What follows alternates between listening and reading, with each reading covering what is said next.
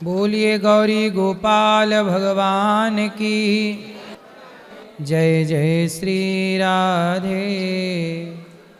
कैसे हैं आप लोग? स्वागत है आपका मंगलमयी प्रश्नोत्तरी में। जिनका प्रश्न है वो हाथ उठा लें। गुरुजी आपके चरणों में प्रणाम जी। मेरे जो क्वेश्चन है वो समाज के प्रति व्यक्तिगत कुछ नहीं है, वो उसमें जो भी त्रुटि हो उसको क्षमा करना, क्योंकि मैं तो अज्ञानी व्यक्ति हूँ। नहीं बताइए। ठीक है। एक तो मेरा पहला क्वेश्चन ये है कि मैं धर्म पे कोई उंगली नहीं उठा रहा हूँ, मैं आपकी कदम सुनते रहते हैं। तो थोड़ा सा ये कि और जो अपने राम भगवान थे, तो राम भगवान ने अपने जो सीता माता को जो वनवास हुआ था, तो सीता माता को वनवास क्या धोबी के कहने भी हुआ था? उसके तो कई हेतु है ना वनवास होने में। अच्छा आप बताओ कि धोबी के कहने से यदि राम जी सीता जी को वनवास ना भेजते तो फिर सीता जी को सारे लोग गलत कहते रहते। नहीं तो क्या करते आप बताइए? राम जी को क्या करना चाहिए था? आप हाँ यही है। तो मैं आपके हिसाब से क्या करना चाहिए था? मैं मेरी बुद्धि से बता रही हूँ। मेरा ऐसा कोई वो नहीं कि मैं बहुत वो हूँ। हाँ, कि मेरा मत ये कि सर उसको समझाना था ना। किसको? धोबी को अपन समझा, क्योंकि धोबी को समझाते। धोबी ने आरोप लगा दिया, उसको क्या समझाते? भैया तुम आरोप क्यों लगा रहे हो हमारी पत्नी पर? वो मान जाता? हाँ पहले बताओ, मान जाता? अब वो मानते नहीं मानता, नहीं मानता। क्यों मानता? वो तो आरोप अरे वो मानता तो बोलता ही क्यों? पहले तो ये मानता तो बोलता ही क्यों? हाँ। तो आरोप लगाया। अब आप बोल रहे हो कि राम जी धोबी को समझाते। हाँ। समझाते नहीं मानता धोबी। अब आरोप तो लगा ही चुका। हवा तो मतलब बाजार में फैल ही गई ना। बिल्कुल बिल्कुल।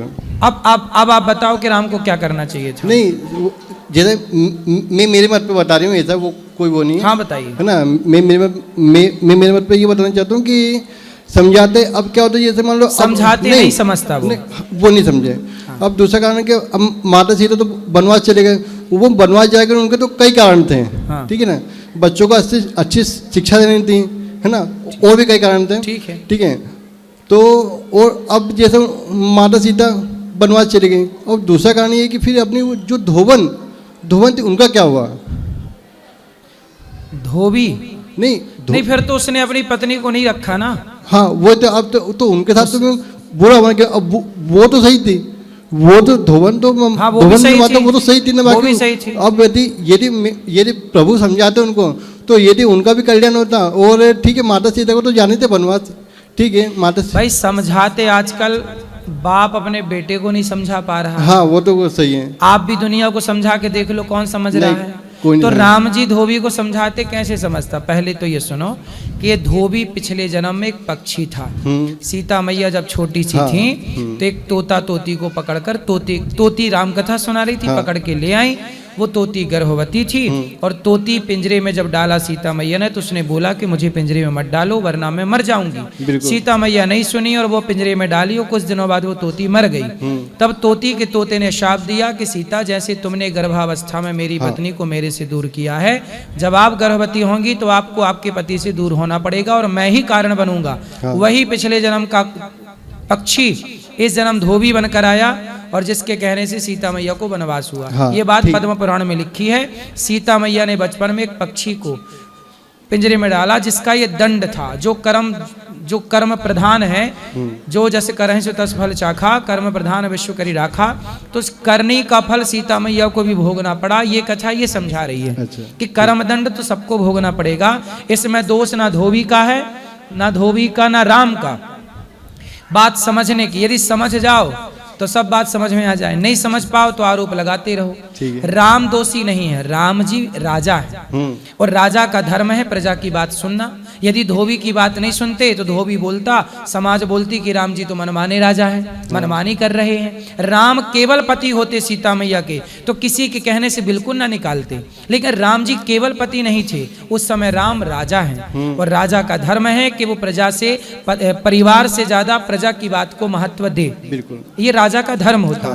तो राम जी ने उस समय वही किया। अच्छा सीता मैया को वनवास ना भेजते, धोबी को राम जी चाहते तो धोबी को मरवा देते कि चल मैं तुझे फांसी देता हूँ। हाँ। यदि राम जी धोबी को मरवा देते तो सीता पर लगाया गया आरोप सिद्ध हो जाता बिल्कुल। फिर हाँ, लोग वो तो क्या सही बोलते बात कि है। अच्छा गलत होंगी सीता मैया तब तो मरवा दिया। बिल्कुल आप बिल्कुल। मुंह बंद करने की बात कर रहे हैं, धोबी का मुंह बंद करते तो लोग आरोप लगाते कि धोबी को पैसे दे दिए होंगे राम ने और मुंह बंद करवा लिया होगा, पत्नी गलत होगी। सीता मैया पे आरोप लगा हुआ था, अभी केवल आरोप था, लेकिन धोबी पे कुछ भी प्रतिक्रिया करते तो वो आरोप सिद्ध हो जाता। इसलिए धोबी को कुछ भी छेड़खानी राम जी ने नहीं की। सीता मैया को कहा कि वनवास में, अच्छा वनवास के दौरान लोगों को आधी अधूरी बात पता है, हाँ जितने साल सीता मैया वनवास में, अच्छा सीता मैया को वनवास हुआ, हाँ। सीता मैया चाहती तो अपने मायके भी तो चली जाती। बिल्कुल बिल्कुल।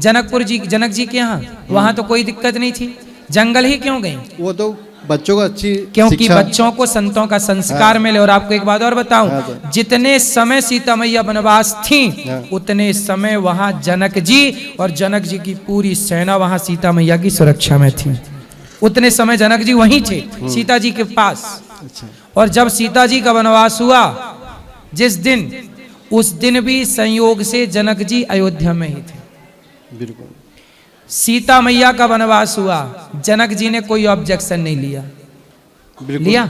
कहीं सुना कि जनक जी को कोई दिक्कत हुई? जनक जी जानते हैं कि धर्म क्या है।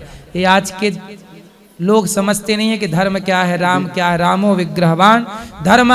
जब सीता के पिता जनक को आपत्ति नहीं हुई तो ये जो समझते नहीं वो आपत्ति करते फिरते हैं राम जी ने गलत किया। बिल्कुल, राम जी, अरे जब सीता मैया के पिता को आपत्ति नहीं है, तुम कौन होते हो आपत्ति करने वाले? पहले पूरी बात तो समझो, पूरा प्रसंग तो समझो। राम को समझना इतना भी तो सरल नहीं है। सीता शंकर जी की पत्नी माता सती मोहित हो गई राम जी की लीला पर कि कैसे राम भगवान हो नहीं सकते, पत्नी के पीछे रो रहे हैं। शंकर जी की पत्नी नहीं समझ पाई जिन राम को, उन राम को हम और आप कितना समझ पाएंगे। मोहियंत यत सूर्या, बड़े बड़े ज्ञानी नहीं समझ पाए जिन राम को, उन्हें आप और हम कितना समझ लेंगे। आरोप लगाना बहुत आसान है किसी पर, बिल्कुल बिल्कुल। लेकिन उसकी मजबूरी समझना, उस प्रसंग का पूरा, अभी और गहरी बातें हैं, आपको क्या बताएं। दूसरा क्वेश्चन ये है कि जब अपन सूर्य भगवान को जब जल चढ़ाते हैं तो क्या होता है कि जैसे कि उसकी पूरी किरण आना चाहिए जब अपन को जल चढ़ाना चाहिए, या फिर उसका सिर्फ नहीं, प्रकाश? सूर्य उदय, देखो सूर्य अस्त तो होता ही नहीं है। हाँ। सूर्य शाम सुबह 4 बजे से जल चढ़ा सकते हैं कभी भी आप।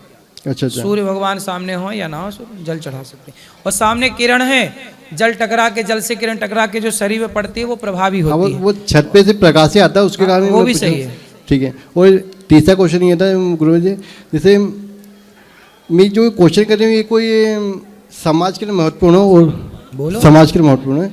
मैं जैसे आपका राजनीति में आने का क्या उद्देश्य है, कुछ इसके बारे में सोचा? मैं राजनीति में कहाँ आ रहा हूँ? नहीं, ये क्वेश्चन पूछने का ये महत्व है क्योंकि ये जो आपके द्वारा जो सेवा हो रही, वो जो हमने आपकी सेवा देखी और जो हम देखते आ रहे हैं, समाज देखते आ रही है, इन्हीं अभी कम से कम 10% या फिर 5% व्यक्ति आपसे जुड़े हुए हैं, ठीक है, और अच्छे काम से आपसे प्रेरित हो रहे हैं। यानी मैं मानना है कि आपसे और व्यक्ति यानी कम से कम एक तो आप क्या चाहते हैं मैं चुनाव लड़ूं? नहीं, कहने मतलब ये कि आप यानी उसमें आएंगे तो अपने को कुछ पावर मिलने के बाद में कुछ अपन और ज़्यादा सेवा कर पाए। आप ठीक कह रहे ना, हैं। जैसे अपनी जो राष्ट्रीय, अपनी जो गौ माता को चिंता ना करो, आगे जब जरूरत पड़ेगी तो प्रधानमंत्री का ही लड़ लेंगे। बिल्कुल बिल्कुल। अभी तो मोदी जी बढ़िया चला रहे यही हैं। चाहता हूँ बस, मेरे पिताजी भी यही चाहते हैं, पीछे बेटा आपको सुन रहे हैं, मेरे पिताजी आपको प्रधानमंत्री बनता देखना चाहते हैं। नहीं, अभी वैसे देखो मोदी जी बढ़िया काम, देखो हमारा उद्देश्य प्रधानमंत्री बनना नहीं है। हमारा उद्देश्य ये है कि जो प्रधानमंत्री पद पर है वो धर्म से चले। हाँ। जो भी बैठे उस पद पर वो धर्म से चले और धर्म का पालन करे। जब धर्म की हानि होती है तो फिर किसी को भी, चंद्रगुप्त को, सामान्य बालक को सम्राट बना के बैठना चाणक्य जानते हैं। बिल्कुल। तो जरूरत पड़ी तो आपकी सेवा में आएंगे, पर अभी जरूरत नहीं है। अभी मोदी जी हैं, योगी जी हैं, बढ़िया काम कर रहे हैं। बिल्कुल सही बात है। और ये लोग कर रहे हैं, जब ये लोग नहीं करेंगे तो फिर आएंगे अपन लोग। बिल्कुल। और सर छोटा क्वेश्चन ये था कि जैसे कि जो गुरुकुल की जो इतनी अच्छी बढ़िया सुविधा है, उससे सर आपके यानी अभी हमने गुरुकुल देखा और देखते आ रहे हैं जब से शुरू हुआ, जब से, तो ये चाहते हैं कि अपने पूरे भारत देश में ऐसे गुरुकुल की आवश्यकता है। होगी, चिंता ना करिए। हो ना? ठीक है। होगी, निश्चिंत रहिए। ठीक चलो, है, अब सबको थोड़ा थोड़ा बात करिएगा, सबको मौका मिले हैं सब। जय श्रीमन नारायण, आपके चरणों में कोटि कोटि नमन। गुरु जी, मैं ये पूछना चाहती हूँ कि मैं रोज है ना राधे राधे का जप करती हूँ और एक रजिस्टर का पेज डेली डेट नोट करके लिखती हूँ, तो 2 रजिस्टर मेरे फेल हो गए 6 महीने में। तो उनको जो फेल हो गए मैं उनको पूरे चुंदड़ी से तैयार करके लाई हूँ रजिस्टर को, तो मुझे वो कहाँ चढ़ाने चाहिए? राधा बैंक है यहाँ संतों के पास राम नाम की, वहाँ जमा कर देना। यहाँ पे वृंदावन में? हाँ है, कई जगह है। अच्छा, या फिर बरसाना में? हाँ, कहीं भी जमा कर। बरसाना कल जाने का है 84 को, उसमें तो हाँ। लेके जाओ। ठीक है। दूसरा क्वेश्चन ये था कि एक करो ना, सबको मौका कि मिले। पुरुष और नारी का मतलब इस धरती पे सबसे अहम कर्तव्य क्या है, वो बता दीजिए। पुरुष नारी दोनों एक दूसरे का सम्मान कर लें जी, एक दूसरे का आदर करें जी, इतना कर लें तो भी जीत है। जी, जो आपस में लड़ते रहते हैं बस वो गलत है। जी, एक दूसरे का आदर करें, एक दूसरे का सम्मान करें, एक दूसरे के पूरक हैं ये स्त्री और पुरुष। जी, आए हैं प्रेम से रहें। जी। आजकल बस पति पत्नी स्त्री पुरुष प्रेम से रह नहीं रहे हैं, इसीलिए पूरा बवंडर चल रहा है। मेरी शादी को तो 23 साल कंप्लीट हो गए और मैं अपने मतलब पति देव के साथ अच्छे से रहते हैं। आप अच्छे हैं, समझदार हैं, ऐसे सब हो जाएं। जी, जय श्रीमन नारायण, राधे राधे। लो भैया। राधे राधे गुरुजी जी, आपको कोटि कोटि प्रणाम। मेरा एक लड़का है 22 साल का, तो जैसा धुंधकारी है ना तो बस उसके जैसा है। धुंधकारी के जैसा? हाँ, मुझे बहुत तकलीफ देता है, इतना तकलीफ देता कि मेरे को मालूम है। तकलीफ देता है? मुझे उसको सब मुझे लोग बोलते। क्या देता है बेटा? लोग बोलते कि वो पीता और पूड़े, वो क्या बोलते, खर्रे खाता और पूड़े खाता, कोई बोलता गांजा भी पीता।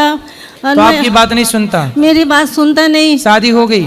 नहीं, 22 साल का जो सिर्फ। लाए हो उसको? नहीं, वो आता नहीं ना, भगवान को मानता नहीं वो।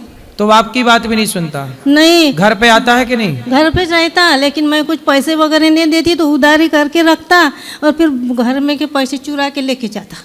पति आपके? पति नहीं है, एक लड़का मैं छू। एक ही लड़का है?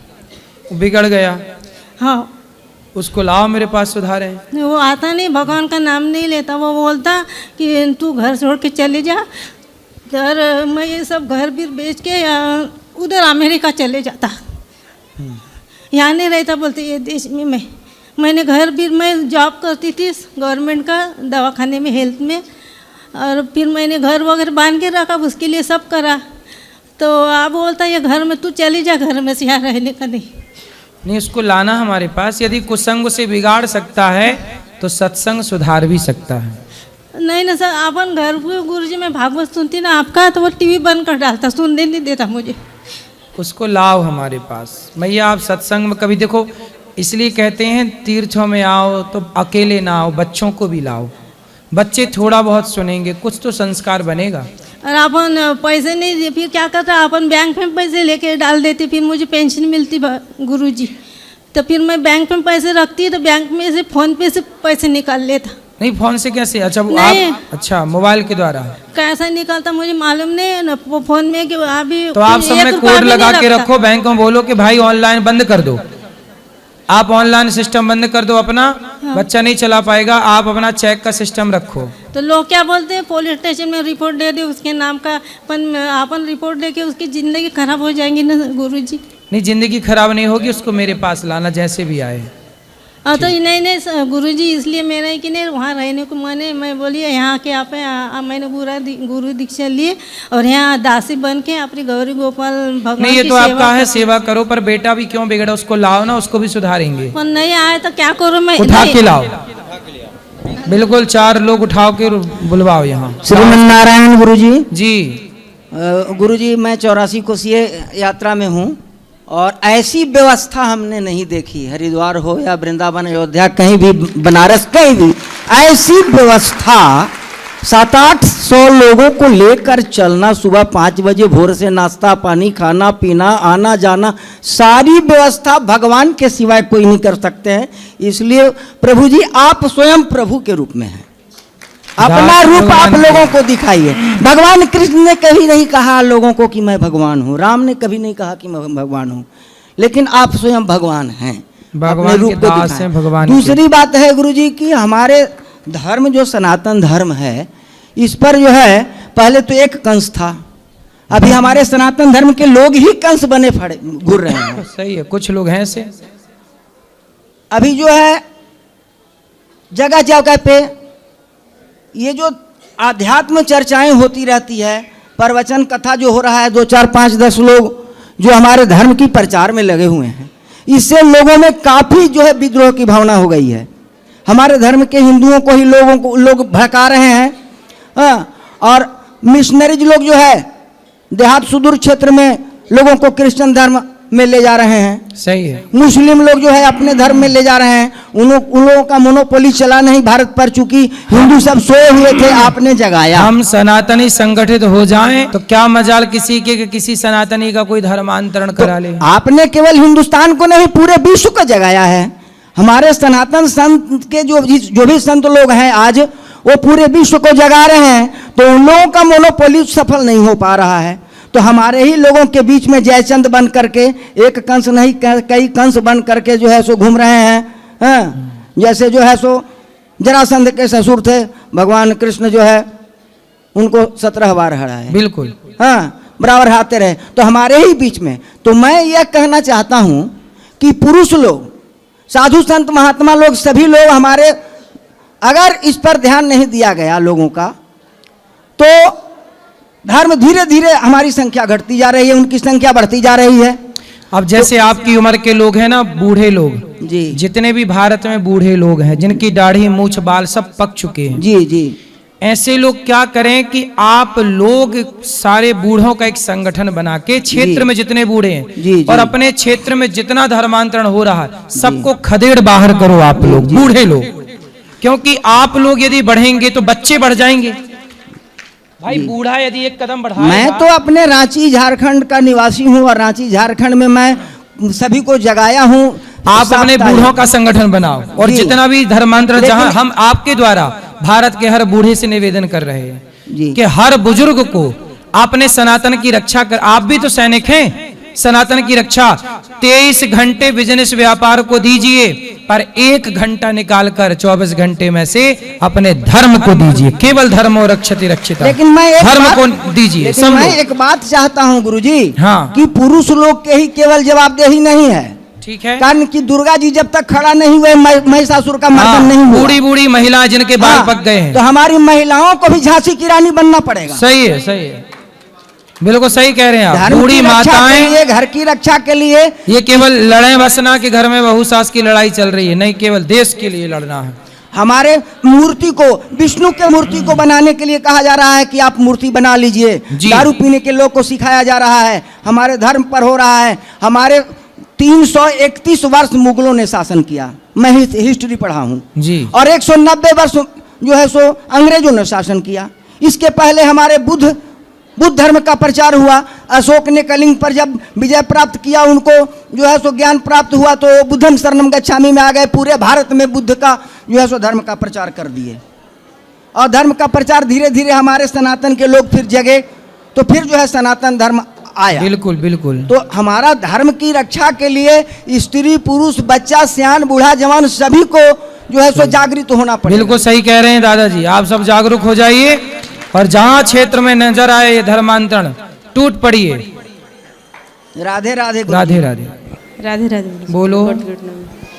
जी मैं पूछना चाह रही हूँ, शरण भैया हैं, पूछना चाह रही हूँ कि जब से आपसे जुड़ी हूँ 5 साल से, तो सही करी हूँ, पर उसके पहले जो पाप हो गया हो तो क्या करना चाहिए? पाप दोबारा रिपीट ना हो। गलती करने के बाद यदि गलती को स्वीकार किया जाए और सुधार कर लिया जाए और भगवान की शरण में चले जाया जाए, तो भगवान क्षमा कर देते हैं। जी मैं तो शरण में हूँ, पर जो पाप हो गया हो, जैसे जीव हत्या, मीट मुर्गा दुनिया, तो आप मुर्गा सब खाती थी पहले आपसे जुड़ने के पहले तो मुर्गा मछली सब इसीलिए खाते। हम लोग के यहाँ वो खस्सी पठरू पड़ता है वो देवता को, जी, तो वो प्रसाद के रूप में लोग कहते हैं खाओ खाओ। हम खाना नहीं चाहते थे, मतलब जब खाते थे तो हम कोई बेचैनी होता था, कटता था तो हम रोते थे, लेकिन अब नियम था। हाँ जी अब तो ये परंपरा बंद आप लोगों ने कर दी। बिल्कुल अभी भी है, कितनों कहते हैं लोग नहीं मानता कि वो भूत आ जाता है पकड़ लेता है क्या करता है। वो गया जिला में अभी ऐसा है कुछ। धीरे धीरे जागरूकता आ रही है, जी लोग जागेंगे। जी हम तो बहुत चाहते हैं लेकिन हम नहीं कर रहे हैं। कोई बात नहीं, आपने अपने को ठीक कर लिया, ये भी बहुत कम नहीं है। तो भागवत करा सकते हैं। हाँ तो बोले हैं कोई कि मतलब बैठ के संस्कृत में सुनिए। हाँ अभी 4 तारीख से पोथी पाठ होंगे, करा लीजिए। जी अभी तो नहीं तुरंत, अब तो जाना जब है। आपका मन हो। जी जी बहुत बहुत राधे राधे महाराज। खुश रहिए। गुरुजी राधे राधे। जी गुरुजी ध्यान करते हैं तो मन नहीं लगता है, उसके लिए क्या करना चाहिए? मन भटकते रहता है इधर उधर। मन लगाना पड़ता है, लगता नहीं है, लगाना पड़ता है। हाँ तो कैसे लगाऊं गुरुजी? प्रैक्टिस करना होता है। जैसे आप रेगुलर कथाएं सुनिए, धीरे धीरे से सब काम होगा। बिल्कुल। धीरे धीरे रे मना धीरे से सब होए, जी। माली सींचे 100 घड़ा ऋतु आए फल होए। जी आम कभी भी लगाओ, कितना भी पानी कभी भी डालो, जी पर वो फलेगा अपने सीजन पे, अपने मौसम पे। ऐसे ही है कि आप करते रहिए भक्ति, ध्यान और सत्संग, लेकिन जब भगवान की कृपा दृष्टि होगी तब ध्यान लगना स्टार्ट हो जाएगा। लेकिन आप सत्संग करिए, कीर्तन करिए, प्रयास करिए, ध्यान लगेगा जब उनकी कृपा हो जाएगी। ठीक है। प्रयास आप करिए, कोशिश आप करिए, मन को एकाग्र करिए प्रैक्टिस से। ठीक है, थैंक यू। सीताराम गुरुजी। सीताराम जी मैं सुबह से आपकी बात तोड़ने की कोशिश कर रहा हूँ, तब जाकर आपसे बात हुई गुरुजी। बात तोड़ने की? जी बात करने की कोशिश कर रहा हूँ। सुबह जब आपसे वहाँ भी कहा था, वहाँ मिले बोलो थे। बोलो बोलो। जी गुरुजी मैं कल शाम 7 वाली ट्रेन सहारनपुर यूपी से और यहाँ मथुरा के लिए पाया था। तो वहाँ से मैं कई दिन से घर पे भी कह रहा था कि मुझे देखने आ गुरुजी, बात करनी है, गुरुजी से मिलना है। तो ये कह रहे थे कि नहीं चले गए, होगी बात। फिर बस ऐसे ही बार बार कह रहे थे कि फिर चले गए, अब नहीं, इस दिन चले गए, इस दिन। तो मैंने कल क्या किया, चुपचाप अपना बैग लिया, उसमें कपड़े थे और वो लेकर वब आ गया। तो अब यहाँ मथुरा से वृंदावन आके पता चला कि जो कमरा वगैरह देते हैं, कागज दे, आईडी वगैरह चाहती है उसमें। तो यहाँ पे मेरे पास अब आईडी भी नहीं है, फ़ोन है, फ़ोन भी जल्दी में घर पे ही छूट गया मेरा। तो अब यहाँ पर थोड़ा बहुत इनसिक्योर फील हो रहा गुरुजी।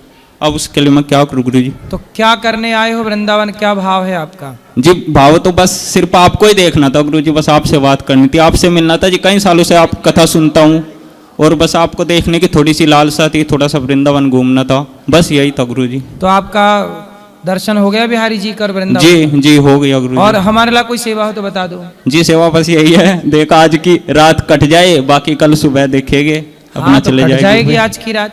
जी गुरुजी धन्यवाद गुरुजी। ठीक है, आराम से यहीं सो जाना। ये छोरा बात करना चाहे। राधे राधे गुरुजी। जी मेरा एक प्रश्न है, जो राम सेतु बना था और उस राम सेतु पे राम नाम लिखा गया था और उसी राम नाम पे सब पैर रख के चले गए, तो वो राम नाम का पैर अपमान क्यों नहीं हुआ? रखे? ये बताओ, राम सेतु जिन पत्थरों से बना था वो पत्थर कितने बड़े बड़े थे? इतने बड़े थे, बहुत बड़े पत्थर थे। हाँ। मतलब इतना बड़ा पर्वत था कि जैसे इतना एक गिरिराज जी जैसे हनुमान जी गिरिराज जी को भी तो वहीं लेके जा रहे थे। हाँ। वो तो काम पूरा हो गया तो उनको यहीं स्थापित कर दिया। इतने बड़े चट्टान, इतने बड़े बड़े पर्वत, एक तरफ रख दिया, लिख दिया राम नाम। अच्छा। एक तरफ जहां राम नाम लिखा था उस तरफ पांव क्यों रखा जाएगा? वहां पांव नहीं रखा गया। और जहां जोड़ था, जैसे दो पत्थरों के बीच में जोड़ था, वहीं राम नाम लिख गया, दोनों चिपक गए। और बाकी अब जैसे इतना बड़ा पत्थर है हाथ के बराबर, तो यहाँ पे राम नाम लिख दिया, राम नाम, और यहाँ से लोग जा रहे हैं, आ रहे हैं किनारे की तरफ, जहाँ से जोड़ था वहीं पे। Thank you. बस जय श्रीमन नारायण गुरु जी। जी आपके चरणों में इस दासी का कोटि कोटि प्रणाम।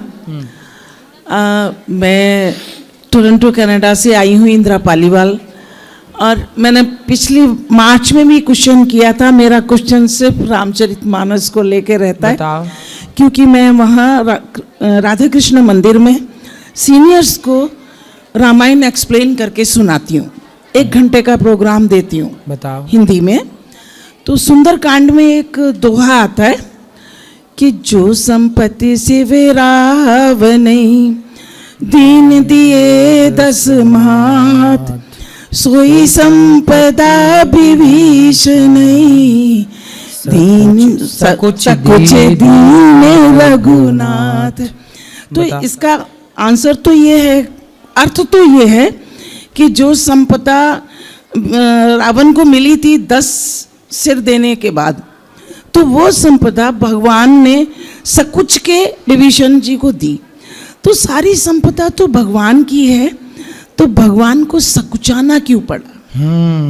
सुनो, जो संपत्ति शिव राव नहीं, जो संपत्ति मतलब लंका का राज्य, जो संपत्ति शिव राव नहीं, तो शंकर जी ने जो संपत्ति रावण को दी, जो संपत्ति शिव राव नहीं, दीन दिए 10 माथ, 10 सिर रख दिया राम भोलेनाथ जी के चरणों में। तब भगवान शिव ने जो संपत्ति शिव राव नहीं, दीन दिए 10 माथ, सोई संपत्ति विभीषण नहीं, सकुच सकुच। अब यहाँ प्रश्न ये है कि राम जी सकुचा क्यों गए? तो सकुचा इसलिए गए कि राम जी विभीषण को, अभी रावण मरा नहीं है, अभी रावण लंका का राजा है जी, और विभीषण केवल शरण में आया जी। तो राम जी ने विभीषण का राज्य तिलक कर दिया जी, और कहा कि मैं तुझे लंका का राजा बना रहा हूँ जी। अच्छा, सकुचा क्यों गए? सकुचा इसलिए गए कि लंका का राजा तो मैं बना रहा हूँ विभीषण को, पर लंका का राजा तो अभी मरा ही नहीं है, अभी गद्दी खाली हुई नहीं जी, और मैंने इनको दे दी। एक तो ये सकुचा गए। दूसरा, राम जी से पूछा कि आपने विभीषण को लंका का राजा बना दिया, यदि रावण आपकी शरण में आ गया तो आप रावण को मारोगे नहीं जी, और रावण को मारोगे नहीं तो रावण लंका का राजा है, और आपने विभीषण को बोल दिया कि लंका का राजा, तो फिर लंका के 2 राजा कैसे होंगे?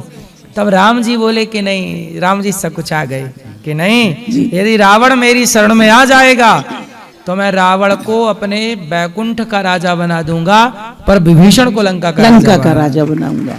जी, थैंक यू गुरु। इसलिए राम जी सकुचा गए, सकुच दीन ही रघुनाथ जी, इसलिए सकुचा के राम जी ने दिया।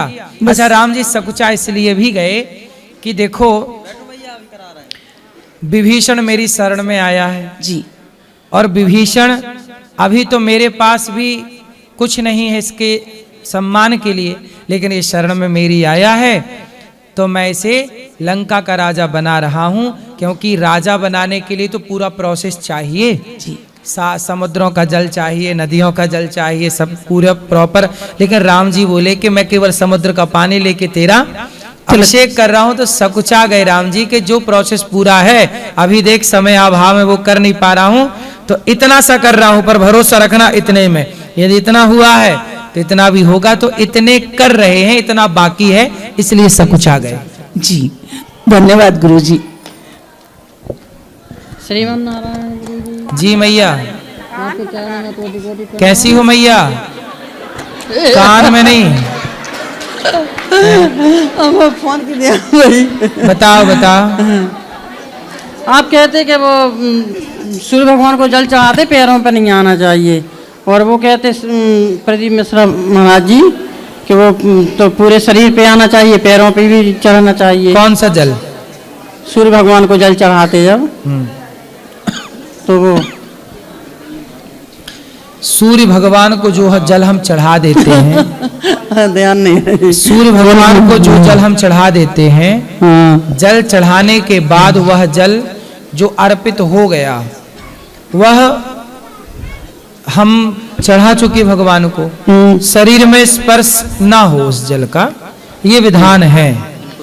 संध्या का भी जल हम लोग उसको विधान यही है कि स्पर्श ना हो पाँव में। और जो लड्डू गोपाल को शंकर जी को साथ में नहवा लिए थे, तो वो नहवाना चाहिए साथ में कि नहीं? किसको? लड्डू गोपाल को, भगवान सब और जय गणेश जी और शंकर जी सबको नहवा, तो वो चरणों में शंकर जी का फिर पी लेते उसको। गोपाल जी नहवा दो, शालिग्राम जी नहवा दो, मतलब गोपाल जी शालिग्राम जी के पति नहवाएंगे, तो गोपाल जी नहवा के चरणामृत ले लो, फिर बाद में सबको रख के स्नान करा लो। तो शंकर जी को भी उसमें साथ में नहवाते। बाद में शंकर जी को भी नहवा सकते हैं सब। तो वो चरणामृत तो ले ही लिए थे, शंकर जी का भी रहता इसलिए गोपाल जी को अलग कर लो ना, अलग नहला लो अच्छा। ना, वो जल निकाल लो। चलो रुको, एक भजन, एक कृष्ण भगवान का भजन। मिट्टी नहीं खाई मैया सौगंध खवाए ले ओ, मिट्टी नहीं खाई मैया सौगंध खवाए ले ओ, मारो माती मैया मुझसे बचन हराए ले ओ, मारो माती मैया मुझसे बचन हराए ले ओ, गंगा की खावाए ले ओ मैया जमुना की खावाए ले ओ, गंगा की खावाए ले ओ मैया जमुना की खावाए ले ओ, सरयू मैया पे हाथ रखे वाए ले ओ, सरयू मैया पे हाथ रखे वाए ले ओ, मारो माती मैया मुझ बचन हराए ले ओ, मारो माती मैया मुझ बचन हराए ले ओ, चंदा की खावाए ले ओ मैया सूरज की खावाए ले ओ, चंदा की खावाए ले ओ मैया सूरज की खावाए ले ओ, तारा गण पे हाथ रखे वाए ले ओ, तारा गण पे हाथ रखे वाए ले ओ, मारो माती मैया से बचन हराए ले ओ, मारो माती मैया मुझ बचन हराए ले ओ, गैया की खावाए ले ओ मैया बछड़ा की खावाए ले ओ, गैया की खावाए मैया बछड़ा की खावाए ले ओ, ग्वाले बाले पे हाथ रखे वा ले ओ, ग्वाले बाले पे हाथ रखे वाए ले ओ, मारो माती मैया मुझसे बचन हरा ले ओ, मारो माती मैया मुझसे बचन हराए ले ओ, दूधा की खावाए ले ओ मैया दहिया की खावाए ले ओ, दूधा और की कितना सुनाओगी मैया, और कितना सुनाओगी। बहुत अच्छा भजन था, लेकिन राधे राधे बस वाह, आगे के अंतरे हम बना लेंगे। और आपने बता दिया, मैं गाऊंगा इसको अभी। और अब आगे की हम कड़ी कितनी बना के दे दें आपको, बताओ। राधे राधे बना महाराज लेंगे। जी, हाँ मैया, आपके चरणों में अच्छा भजन था मैया का, ताली हम गाएंगे इसको, गाएं, कथा में सुनाएंगे। महाराज जी आपके चरणों में कोटि कोटि प्रणाम जी। महाराज जी, मैं 84 कोस की यात्रा कर रही हूँ, बहुत अच्छा लग रहा है। और महाराज जी मुझे गुरु मंत्र लेना है। जिनको गुरु मंत्र लेना है 84 कोस के यात्रियों को, तो परसों एकादशी है, तो परसों सुबह ना आप लोग चलने के पहले 6 बजे आ जाइए, 5:30 बजे। 5:30 बजे? हाँ, तो यहीं आ जाइए, तो यहीं सबको दे देंगे। नहीं, यहीं सब आ जाएंगे तो यहीं हो जाएगा। 5:30 बजे आ जाना। एकादशी मतलब 1 तारीख को। हाँ हाँ। और महाराज जी मुझे ऐसा आशीर्वाद दीजिए कि मैं भी यहाँ भागवत कराऊँ आपसे। बिल्कुल, बिहार जी आपको खूब सामर्थ्यवान बनाए। राधे राधे। खुश रहिए। पहले तो सभी लोग एक बार प्रेम से बोलिए नमः पार्वती पते हर हर महादेव। गुरु जी के चरणों में कोटि कोटि प्रणाम, सभी भक्तजनों को राधे राधे। गुरु जी, मेरा जो सवाल है वो मेरे लिए, अन्यथा सभी जितने भी युवा मेरे भाईजन मेरे उम्र के हैं उनके लिए है कि आज इस समय इस युवा अवस्था में जितने भी युवा जन हैं वो भटक जाते हैं, नशे के मार्ग पे चले जाते हैं, गलत मार्ग पे चले जाते हैं। तो ज़्यादातर लोगों को ये नहीं पता होता कि वो किस काज को करें, अपितु वो किस काज के लिए सृष्टि में आए हैं, भगवान ने इनको किस काज के लिए भेजा है। मेरा भी यही प्रश्न है आपसे कि कैसे एक मार्ग बताइए जिससे कि ज़्यादातर युवा किसी एक मार्ग पे चल के ये पता कर सकें कि वो किस काज हेतु इस सृष्टि पे आए हैं, भगवान ने उनको किस कार्य के लिए भेजा है, उनका लक्ष्य क्या है। आप अपने हाथों से किसी भूखे को भोजन करा सकते हो? जी। करा सकते हो? जी जी प्रभु। किसी प्यासे को पानी पिला सकते हो? जी प्रभु। किसी भटके को रास्ता दिखा सकते हो? जी। किसी के पास कपड़े नहीं है, कपड़े पहना सकते हो? जी प्रभु। किसी रोते हुए को हंसा सकते हो? बिल्कुल। बस यही काम करने के लिए आप और हम इस धरती पे आए हैं कि हम सदा किसी के काम आए, किसी की हेल्प करिए। समाज की सेवा करते हुए हमें आगे चलना है। हमारे इस रास्ते में कुत्ता भी आएगा और कुत्ते को मेरी जरूरत पड़ेगी तो हम कुत्ते के काम आएंगे। इसलिए सनातनियों ने नियम बनाया है कि पहली रोटी गाय को खिलाएंगे और आखिरी रोटी कुत्ते को खिलाएंगे। हम इन मनुष्य हैं, हम सनातनी हैं। हम सांप को भी दूध पिलाते हैं, हम प्रकृति की पूजा करते हैं, हम सबका ख्याल रखते हैं। तो आपका धर्म है सबकी सेवा करिए, सबके इसलिए आपको भगवान ने मनुष्य बनाया है। क्यों आए हो धरती पे? सबकी हेल्प करने, प्रभु जी, मदद करने, सबकी सहायता करने के लिए भगवान ने एक निमित्त बना दिया जिसका नाम दे दिया है धन, रुपया, पैसा। अभी अगर मैं सिर्फ सहायता करने के लिए जाता हूं तो मेरा घर नहीं चलेगा, अपितु मेरा मैं भी किसी की सहायता नहीं कर पूरी बात समझो। मेरी बात पूरी ये है कि बेटा पहले धन कमाओ, सफल बनो, कमाओ, और कमा के खाने से पहले किसी को खिलाओ। हमारे यहाँ क्या है, भोजन बनेगा तो पहली रोटी गाय की, आखिरी रोटी कुत्ते की, मतलब खाने से पहले किसी को हम खिलाएंगे। तो पहले आप कमाओ, सफल बनो, पैसे कमाओ, उस पैसे से शराब ना पीना। आपने बोला ना कि युवा शराब पी रहा, गलत रास्ते पे जा रहा, तो बेटा पैसे कमाओ, कमा के खूब पैसे कमाओ, पर शराब नहीं पीना। किसी भूखे को रोटी देना है, किसी को कपड़ा देना है, किसी बेटी का विवाह कराना है। प्रभु जी, मेरा नाम राजर्षि है और मैं काशी से हूँ। बाबा विश्वनाथ के नगरी में रह करके मैं अपने आप को बहुत सौभाग्यवान मानता हूँ। वहीं मेरे कुछ भाई हैं जिनको इस चीज़ का कोई आभास नहीं है। मेरे प्रश्न पूछने का मुख्य उद्देश्य ये था कि कार्य तो करना चाहिए धन कमाने हेतु, लेकिन ऐसा कौन सा कार्य करे जिसमें धन भी मिले और समाज का ज़्यादा से ज़्यादा कल्याण हो, और उसके बाद भी मैं उसको करने में सबसे ज़्यादा सक्षम हूँ। कोई भी काम बड़ा या छोटा नहीं है, सारे काम आप कर सकते हैं, बस धन ईमानदारी से कमाइएगा। किसी भी रास्ते से धन कमाइए, पर ईमानदारी से, बेईमानी से धन ना कमाइए। हर क्षेत्र में ईमानदारी भी है और हर क्षेत्र में बेईमानी भी है। अब आपको ये निर्णय लेना है कि आप धर्म से कमाएं। धर्म से कमाया हुआ पैसा किसी भी तरह का हो, वो धन शुद्ध है, धर्म से हो, अधर्म कहीं ना हो। राधे राधे, धन्यवाद गुरु जी। सब कुछ करने में आप सामर्थ्य हैं। गुरु जी राधे राधे। गुरु जी, मेरा प्रश्न थोड़ा एक मोक्ष को लेकर के है, क्योंकि मैं थोड़ा इस विषय में थोड़ी रुचि है मेरी, और गुरुदेव की कृपा से 18 सालों से लगभग कुछ जानने का मौका मिला है। आज एक सही जगह मुझे दिखी कि मैं यहाँ पे एक प्रश्न करूँ। मोक्ष की हम जो बात कर रहे हैं, मोक्ष प्राप्ति की बात कर रहे हैं, मोक्ष का उद्देश्य है कि इस पुनर्जन्म से, इस 84 जो हमारी लाख योनियाँ हैं, उसके हम चक्र से मुक्त हो जाएं। आत्मा न मरती है न जन्म लेती है, तो स्वाभाविक ही मोक्ष के बाद में भी आत्मा है। तो मोक्ष के बाद में आत्मा कहाँ पे निवास करती है, और जहाँ पे निवास करती है वहाँ पे उसका रूप क्या रहता है? मोक्ष का ये मतलब बिल्कुल नहीं है कि हम 84 लाख योनियों में ना आए। पहला तो ये समझिए, मोक्ष का ये मतलब नहीं है कि मैं नहीं आऊं। मोक्ष का मतलब ये है कि देखो, प्रधानमंत्री जी हैं, मैं भी इस देश का नागरिक हूं और प्रधानमंत्री भी इस देश के नागरिक हैं, लेकिन वो कभी भी कहीं भी आ जा सकते हैं।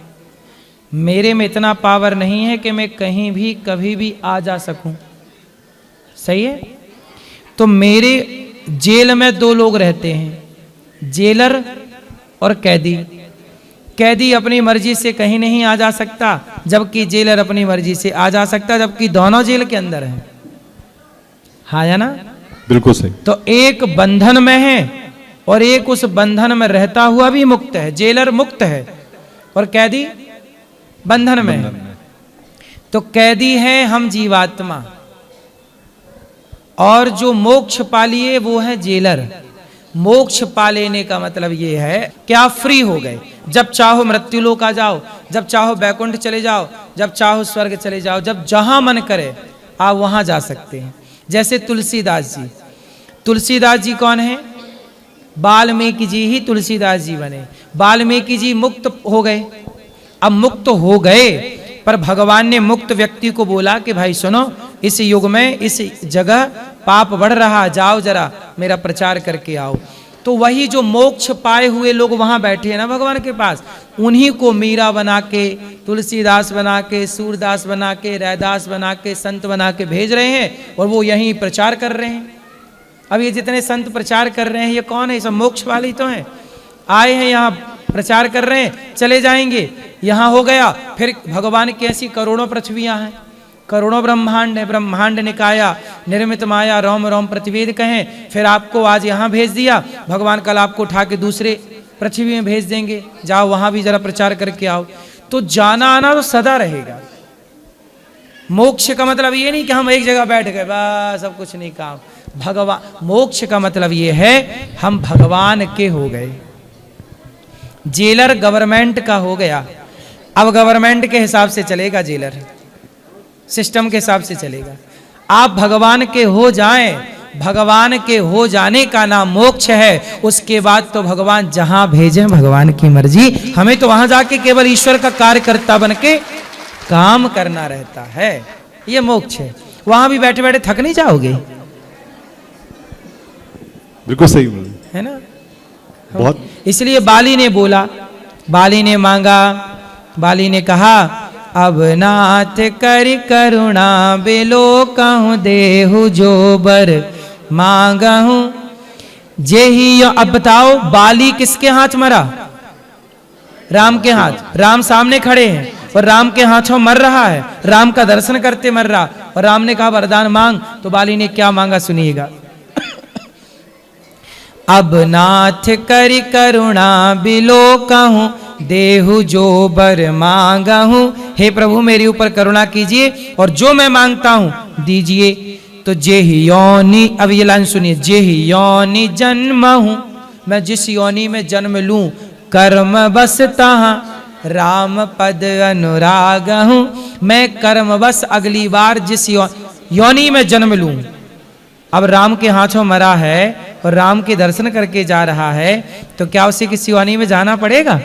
लेकिन वाली बोल रहा है कि यदि मैं किसी योनि में गया भी तो मुझे भेजना, मैं मना नहीं कर रहा हूं। मुझे प्रभु कुत्ता बनाना, बिल्ली बनाना, गधा बनाना, सुअर बनाना, नाली का कीड़ा बनाना, पर जहां भी मैं रहूं वहां मैं आपके चरणों से प्रभु प्रेम करता रहूं। मैं ये नहीं कहता कि मुझे कुत्ता ना बनाओ, पर ऐसा कुत्ता बनाना जो आपके टुकड़ों पे पलता हो, जो आपका स्मरण करता हो। मैं कुत्ता भी बनूं तो भी मैं आपका स्मरण करूं, मैं नाली का कीड़ा भी बनूं तो वहां नाली पे पड़ा पड़ा मैं आपका ही स्मरण करूं। मुझे डर नहीं लगता नाली का कीड़ा बनने से, मुझे तो भगवान के चरण भूल जाएं इस बात का डर है कि वो भूल ना जाए। इसलिए मोक्ष समझदार मोक्ष भी तो नहीं चाहता। अर्थ न धर्म न काम रुचि गति न चाहूं निर्वाण जन्म जन्म रति राम पद। हे प्रभु अपने चरणों का प्रेम दीजिए, मोक्ष नहीं चाहिए। भरत जी बोल रहे हैं न नाक पृष्ठम न च पारमेष्ठम न सार्वभौमम न रसाधिपत्यम न योग सिद्धि र पुनर्भवम्बा। हे प्रभु हम आपकी याद में बस रोते रहें, आपकी याद में बस तड़पते रहें, यही चाहिए हमें, कुछ नहीं। ब्रह्मा का पद नहीं चाहिए, मोक्ष तो छोटी चीज है। ब्रह्मा का पद भी नहीं चाहिए, न नाक पृष्ठम न च पारमेष्ठम न सार्वभौमम न रसाधिपत्यम, न पाताल का राजा न स्वर्ग का राजा, कुछ नहीं चाहिए। आपके चरणों में प्रेम इतना हो कि आपकी याद में दिन रात आंखों से आंसू बहते रहें, प्रभु की याद में, इतना चाहिए। अब बताइए मोक्ष से बड़ी बात है कि नहीं? करोड़ों मोक्ष इसमें बारी बारी जाएंगे, ये मोक्ष से भी ऊंची बात है। इसलिए अपन तो मोक्ष वाले चाहिए नहीं, मोक्ष भगवान देंगे, क्या करेंगे मोक्ष लेके? हे प्रभु हर जन्म में वृंदावन भेजना और इसी तरह गौरी गोपाल भगवान की सेवा, सब भक्तों को भोजन कराने की सेवा हर बार देते रहना, क्या करेंगे मोक्ष लेके? यही काम करें। अब काम वाले आदमी काम नहीं करें तो मन नहीं लगे, मोक्ष पाके थक नहीं जाएंगे बैठे बैठे, जमाते रहेंगे। जमा क्या करेंगे? कथा सुनो सेवा कथा रसमहो नित्यराम पिबत्व। सेवा कथा मिले और क्या मोक्ष, यही मोक्ष। आप वृंदावन खड़े हैं, ये दास वृंदावन में पड़ा है, यही मोक्ष है हम सबका, इससे बड़ा कोई मोक्ष नहीं। गुरुजी बहुत बहुत सुंदर उत्तर दिया आपने। मुझे लगता है कि इस प्रश्न का इससे प्यारा उत्तर, संपूर्ण उत्तर शायद नहीं हो सकता था, क्योंकि जो मेरा प्रश्न था बिल्कुल वैसा ही उत्तर मुझे अपेक्षित था और मुझे बहुत अच्छा लगा। एक प्रश्न गुरुदेव और है, क्योंकि ये जुड़ा इसी तरीके से है। जैसे गौतम बुद्ध जो हैं उन्होंने ईश्वर को नहीं माना, जो कि हम उनको भगवान बुद्ध कहते हैं। तो मेरे मन में एक प्रश्न उठा है कि अगर उन्होंने ईश्वर को नहीं माना, उन्होंने हमेशा कहा कि आत्मा ही सर्वोपरि है, आत्मा ही जो है, आत्मा को उन्होंने माना, स्वीकार किया, और वो वो इनलाइटेंड हुए, आत्मज्ञान को उन्होंने प्राप्त किया। तो मैं फिर ये परिभाषा समझना चाहता हूँ कि जो उन्होंने आत्मज्ञान प्राप्त किया और जो उन्होंने एक केवल आत्मा को स्वीकार किया, तो ईश्वर को स्वीकार नहीं करने के पीछे वहां पे उनका क्या भाव रहा उस लेवल पे, जबकि वो सभी चीजों से मुक्त हो गए थे एक समय के बाद में? देखो, ईश्वर को उन्होंने केवल ऐसा है उस कालखंड में, यदि हम सनातन धर्म के बुद्ध भगवान की बात करें तो बौद्ध अलग हैं, बुद्ध अलग हैं। मैं गौतम बुद्ध की बात कर रहा हूं गुरुदेव, समझिएगा। बुद्ध भगवान जो सनातनी हैं वो ये कहना चाहते थे, उस समय यज्ञों में पशुओं की बलि खूब चढ़ाई जाती थी, यज्ञों के नाम पे हत्या होने लग गई थी। जैसे आज भी देवी देवताओं के नाम पे बकरे की बलि, देवी देवताओं का नाम ले लेके बकरों की बलि चढ़ रही है बहुत जगह, ऐसे यज्ञों का नाम ले लेके पशुओं की खूब बलि चढ़ने लग गई। तब वहां पर गौतम बुद्ध ने, भगवान बुद्ध ने कहा कि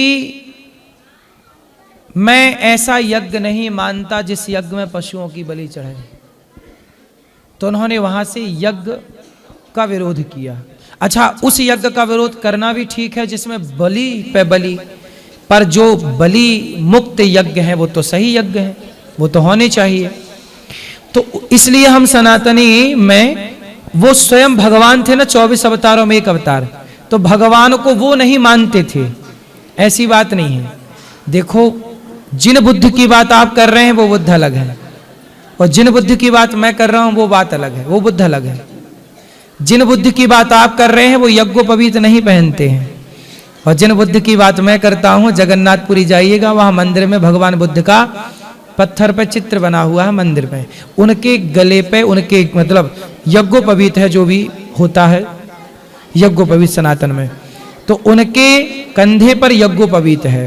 तो वो यज्ञोपवीत की परंपरा मानने वाले बुद्ध हैं, जिन बुद्ध की बात सनातन में है और जिनकी बात मैं कर रहा हूं।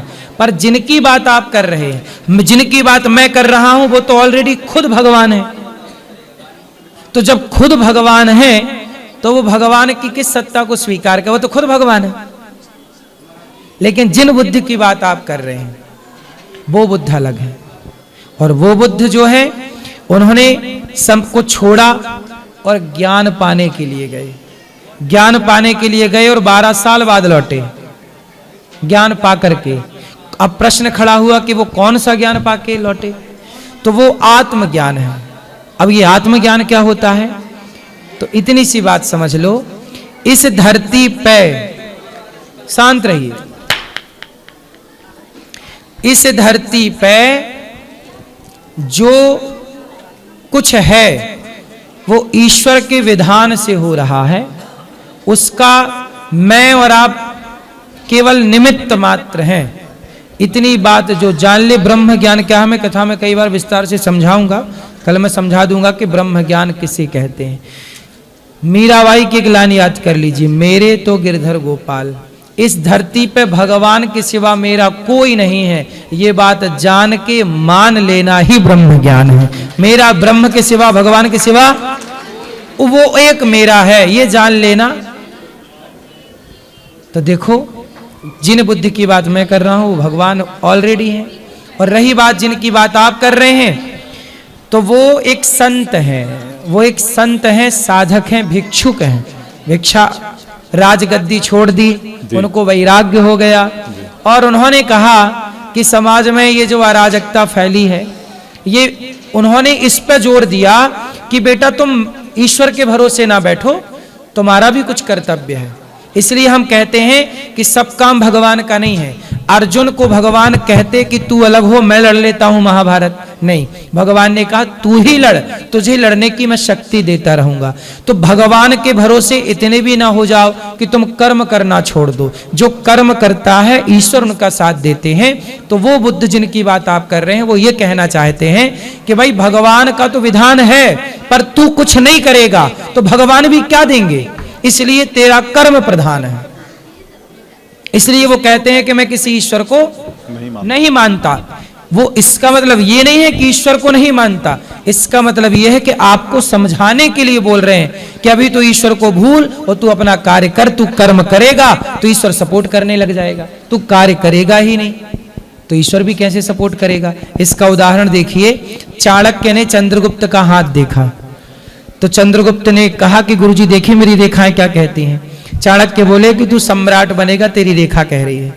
चाणक्य की बात सुन के चंद्रगुप्त तो उछलने लगे कि मैं तो सम्राट बनूंगा, राजा बनूंगा, राजाओं का राजा सम्राट बनूंगा, मेरी रेखा कह रही है।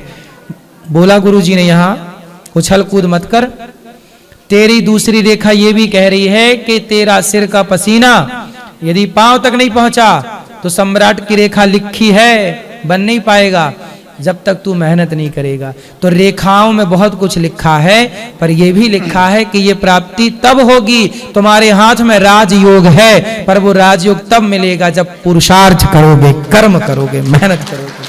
तो बस वही बात गौतम बुद्ध समझाना चाहते हैं कि भाई ईश्वर पे न छोड़ो सब चीजें। हम सनातनी क्या है, दोनों बात जानते हैं। हम क्या है, इसलिए हम कथाओं में आपको दोनों बातें बताते हैं कि ईश्वर की कृपा भी है और आपका पुरुषार्थ भी है। दोनों, जैसे पक्षी को उड़ने के लिए दो पंख चाहिए, एक पंख से पक्षी कभी नहीं उड़ सकता, ऐसे आपका कर्म और ईश्वर की कृपा। कर्म करने वाला अर्जुन कर्म ना करता तो कृष्ण क्या कर लेते, गांडीव ही ना चलाता तो कृष्ण क्या कर लेते। अरे गांडीव चलाया तो गांडीव में ताकत भगवान ने भर दी। अर्जुन के बाण तो 10 कदम पे गिर रहे थे, उनके बाणों पे ताकत भर। तू कर्म तो कर, मैं हूं ना, पर मैं भी तब हूं जब तू कर्म करेगा। तू करेगा ही नहीं तो मैं क्या कर लूंगा, मैं चाहूं भी कुछ करना कहां करूंगा। सुदामा जब तक नहीं आए तब तक गरीबी कहां मिटी। तू नहीं बढ़ाएगा कदम तो मैं क्या कर लूंगा। तू आ पहले, तू आ, तू 2 कदम चल, मैं 10 कदम चलूंगा, तू चल तो सही। तो दोनों कर्म भगवान दोनों को। अब बुद्ध ने क्या कहा, उन्होंने क्या कहा कि चलो जी कर्म को मान्यता दो क्योंकि ईश्वर तो है ही बैक में। तो उन्होंने पूरी बात समझेंगे तो कहीं ना कहीं वो ये जानते हैं कि किससे चल रहा है सिस्टम, लेकिन आदमी अकर्मण्य था इसलिए उसे कर्म में लगाने के लिए ऐसी बात कही गई। जैसे माँ कहती है तू पढ़ाई करेगा तो लड्डू दूंगी, तू सोएगा नहीं तो हवा आ जाएगा। हवा कोई आता नहीं है, पर माँ उसको डराने के लिए कहती है।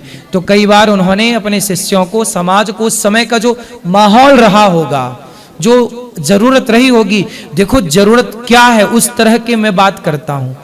हर संत, हर ऋषि मुनि, हर व्यक्ति उस समय का माहौल क्या है, अब ये सैकड़ों साल पुरानी बातें हो गई ना, उस समय भारत का क्या माहौल रहा होगा, क्या उस समय जरूरत रिक्वायरमेंट थी, उस हिसाब से उन्होंने बात कह दी। बहुत सुंदर गुरुदेव। गुरुदेव मैं यहाँ से ना एक चमत्कार लेके जरूर जा रहा हूँ। मैं चूंकि हम लोग भागवत में आए हुए हैं यहाँ पे, और हम लोग यहाँ से मंगलवार को ऐसे बुधवार को निकल जाएंगे, लेकिन मैं गणित का स्टूडेंट रहा हूँ, मेरा मैथ्स बीएससी है। मैं 3 दिन से अपनी कैलकुलेशन करके हतप्रभ हूँ, मैं मतलब आश्चर्य में हूँ, हतप्रभ में हूँ। मेरी सारी कैलकुलेशन खत्म होकर के केवल चमत्कार में आकर के टिक रही है, बार बार बार बार। इतनी बड़ी सेवा, 30,000 लोगों का जो भोजन प्राप्ति हो रही लोगों को, जो गौशाला आप चला रहे हैं, वृद्धाश्रम में 311 माताओं की सेवा हो रही है, 150 बच्चे गुरुकुल में पढ़ाई कर रहे हैं, और मैं चूंकि साक्षी हूं 3-4 दिनों का इस प्रांगण का, इस सभा का, तो मैं डोनेशन की भी रकम सुनता हूं कि भाई डोनेशन जो लोग दे रहे हैं वो कितनी रकम आ रही है। तो मेरे कैलकुलेशन में ये फिट बैठ ही नहीं रहा कहीं से भी कि इतनी बड़ी सेवा, जो डोनेशन हम जो दे रहे हैं शायद वो हम लोग समुद्र में बूंद की तरह दे रहे हैं, केवल एक बूंद के माफिक हम उसमें योगदान दे रहे हैं। और जो सेवा आपके माध्यम से हो रही है, ये मेरे अनुभव में तो जीवन में आज तक का ये सबसे बड़ा केवल चमत्कार है, और शायद मेरी बुद्धि में ये बैठेगा भी चमत्कार के रूप में ही, गणित तो नहीं बैठेगी। ये अंतिम मेरा अनुभव लेके जा रहा हूं मैं यहां से, और मैं इससे गदगद हूं। मैं बड़ा रोमांचित हूं, मैं गदगद हूं, और मैं चूंकि आध्यात्मिक मेरा एक बड़ा रुचि का विषय रहा शुरू से, मेरे कर्म हमेशा उसमें संदर्भित रहे हैं, मैं हमेशा उसमें अलर्ट रहता हूं कि जीवन में क्या अच्छा है क्या बुरा है। लेकिन अध्यात्म का एक नया आयाम मैं यहां से लेके जा रहा हूं कि चमत्कार होते हैं, बस आप बस आगे बढ़िए इस मार्ग में, ईश्वर के मार्ग में, उनकी तरफ आप कदम बढ़ाइए। चमत्कारों की कोई कमी नहीं है, ना उनका रूप है, ना कोई साइज है। ये राधे राधे गुरुदेव। ये कृपा है बिहारी जी की, बिल्कुल ठीक कह रहे हैं। जिसे भैया चमत्कार कह रहे हैं उसे हम भगवान की कृपा कहते हैं कि कृपा से सब चल रहा है। 30,000 लोग भोजन कर रहे हैं, यहाँ की सेवाएं चल रही हैं। लोग भैया कह रहे हैं, भैया गणित के बहुत बड़े स्टूडेंट हैं, गणित को जानते हैं, करीब से समझते हैं, लगा रहे हैं वो अपनी गणित, लेकिन गणित लग नहीं पा रही है। 30,000 लोग जहां रोज खाए वहां किसी की गणित काम नहीं करती, और वो भी आपकी आंखों के सामने। ऐसा नहीं कि हम कह रहे हैं और होए ना। तो ये कृपा है कि हनुमान जी लंका चले गए, ये हनुमान जी का बल नहीं था, ये राम की कृपा थी। यहाँ सब सेवाएं हो रही हैं, आप लोग थोड़ा थोड़ा सहयोग करते हो। आप ये समझ लो कि यहाँ पे आटा तो हम लाते हैं जितना जरूरत है, लेकिन यदि लगता है प्रभु को कि और चाहिए तो भगवान उसी को कई गुना बढ़ाते होंगे, शायद हमें भी ना पता हो, किसी को भी ना पता हो। भगवान करें तो क्या नहीं कर सकते। तो ये इसलिए यहाँ की रसोई सिद्ध है, अन्नपूर्णा मां सिद्ध है यहाँ, और ये उनकी कृपा के बिना कुछ भी संभव नहीं। आप ठीक कह रहे हैं। राधे राधे गुरुजी। जी गुरुजी, हम राधा मैया का 28 नाम सुनाना चाहते हैं। सुनाओ। राधा राजेश्वरी रम्या कृष्ण मंत्राधिदेवता सर्वो सर्ववंद्या वृंदावन विहारिणी वृंदाराध्या रमा अशेष गोपी मंडल पूजिता सत्या सत्यपरा सत्यभामा श्री कृष्ण। देखो, इसने राधा जी के नाम सुनाए ना, इसमें देखो सत्यभामा नाम आया, आगे रुक्मणी भी नाम आएगा। इसका मतलब ये है, आपको मैंने इसलिए रोका कि राधा और रुक्मणी में कोई अंतर नहीं है, ये समझने की बात है। चलो। श्री कृष्ण वल्लभा विश्वभानु सुता गोपी मूल प्राकृति ईश्वरी गांधर्व राधिका आरम्या रुक्मणी परमेश्वर। देखो रुक्मणी नाम आया, राधा जी का एक नाम रुक्मणी है, राधा जी का एक नाम। हाँ, लोग कहते हैं रुक्मणी जी से ब्याह कर लिया, राधा जी से ब्याह नहीं किया। अरे मूर्खों की क्या बात करें, राधा रुक्मणी दोनों एक ही तत्व है। जब कृष्ण यहाँ से गए तो राधा जी एक रूप में यहाँ से वो भी चली गई, और वो राधा ही एक रूप से रुक्मणी बन के वहां प्रकट हो गई भगवान की सेवा के लिए। अब ये मर्म की बातें हैं, लेकिन लोग नहीं समझते। चलो। परमेश्वरी परातर परा पूर्णा पूर्णचंद विभोलना मुक्ति मुक्ति पदा भव्यादि विनाशनी राधा रानी की जय। जय। राधे राधे गुरुजी। राधे राधे। मैं आपका गुल्लक देना चाहती हूँ। अच्छा, दिखाओ आपका गुल्लक। वृद्ध माता को। अरे यहाँ आओ, तुम यहाँ आओ, लाओ बच्चे को। ये देखो, छोटा बच्चा वृद्ध माँ की चिंता कर रहा है। छोटा बच्चा चिंता कर रहा है तो आपको भी चिंता जरूर करनी चाहिए। राधे राधे गुरुजी। इन बच्चों का भी सपोर्ट है गौरी गोपाल की सेवा में। यहाँ आओ तुम। इन बच्चों का भी सपोर्ट है, ये बच्चों का। ताली बजाओ। क्या नाम है? दीपिका। दीपिका कुमारी। छोरी हो तुम। राधे राधे गुरुजी। हाँ, लाओ। ये दीपिका का भी योगदान है, ये देखो, वृद्ध माओं के लिए। दीपिका, क्या नाम है आपका? क्या नाम है? दीपिका। दीपिका पढ़ती हो? हाँ। ठीक है। ये कहाँ से जोड़ा आपने? कहाँ से जोड़ा? ये हाँ, जो लिखा हुआ है। नहीं, इसके अंदर जो पैसे हैं ये कहाँ से आए? मम्मी पापा दिए थे। मम्मी पापा आपको दिए थे? हाँ। काय के लिए दिए थे? वृद्ध माता को देने के लिए। वृद्ध माँ को देने के लिए? हाँ। अच्छा, बच्चे ने देखो चॉकलेट के पैसे भी माताओं को दे दिए, वृद्ध माँ को। ताली बजाओ बच्चे। ये कन्या है, ये लक्ष्मी है, ये देखो। इन बेटियों का भी तो आशीर्वाद हमें मिलता है। अब ये कृपा कहाँ जाएगी जी?